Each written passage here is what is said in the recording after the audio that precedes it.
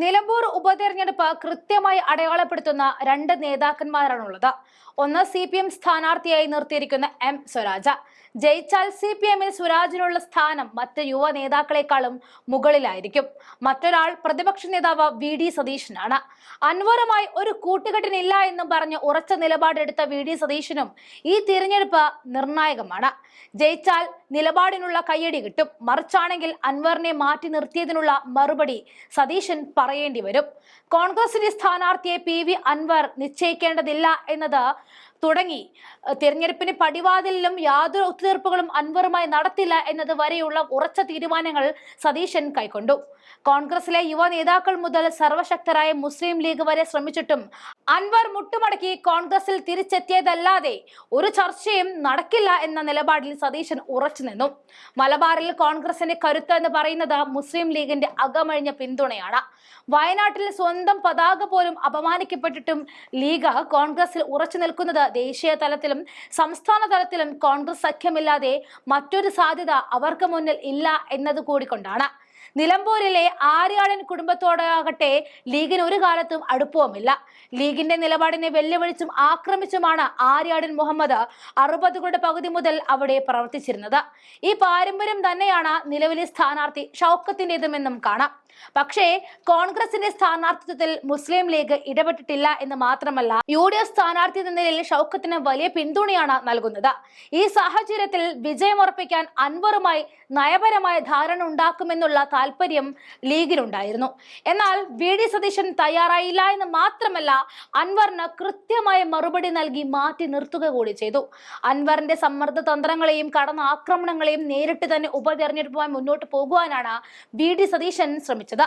പ്രതിപക്ഷ നേതാവായ ശേഷം UDFന്റെ 3 സീറ്റുകളിലും മുൻ തെരഞ്ഞെടുപ്പിനേക്കാൾ ഇരട്ടിയിലധികം ഭൂരിപക്ഷം നേടിയാണ് കോൺഗ്രസ് സ്ഥാനാർത്ഥികൾ വിജയിച്ചത്. 3ഇടത്തും പ്രചാരണത്തിന് നേതൃത്വം നൽകിയത് VD സതീശൻ തന്നെയാണ്.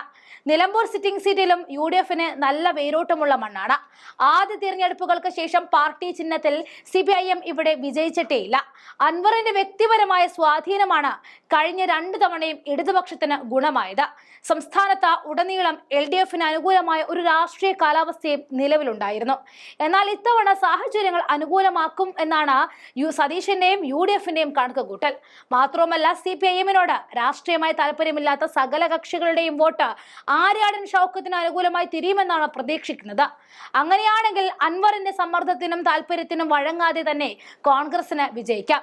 അങ്ങനെ സംഭവിച്ചാൽ അത് VD സതീശന്റെ കിരീടത്തിലെ ഒരു പൊൻതൂവലായി മാറുമെന്ന കാര്യത്തിൽ തർക്കമേയില്ല. 2008 മണ്ഡല പുനർനിർണയത്തിന് ശേഷം പഴയകാലത്തെ കരുത്ത് അവകാശപ്പെടാനില്ല എന്നതാണ് കോൺഗ്രസിന് മുന്നിലെ പ്രതിസന്ധി. UDFന്റെ ശക്തി കേന്ദ്രങ്ങളായിരുന്ന ചോക്കാട്, കാളിക്കാവ് പഞ്ചായത്തുകൾ വണ്ടൂർ മണ്ഡലത്തിലേക്ക് പോയി.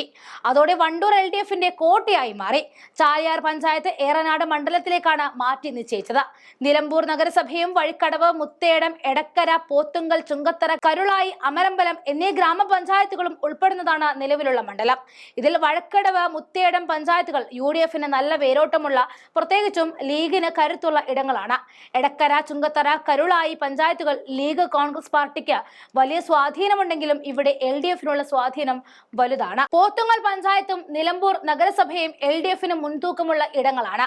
അമരമ്പലം പഞ്ചായത്താകട്ടെ CPIMന്റെ കരുത്തുറ്റ ശക്തി കേന്ദ്രമാണ്. കഴിഞ്ഞ തവണ അവസാന ലാപ്പിൽ ഓടിയെത്താൻ അൻവറിനെ സഹായിച്ചത് ഈ പഞ്ചായത്തായിരുന്നു. 2006 LDF 98 സീറ്റുകളുമായി അധികാരത്തിൽ വന്നപ്പോഴും നിലമ്പൂരിൽ 18,000-ൽ പരമായിരുന്നു ആര്യാടൻ മുഹമ്മദിന്റെ ഭൂരിപക്ഷം.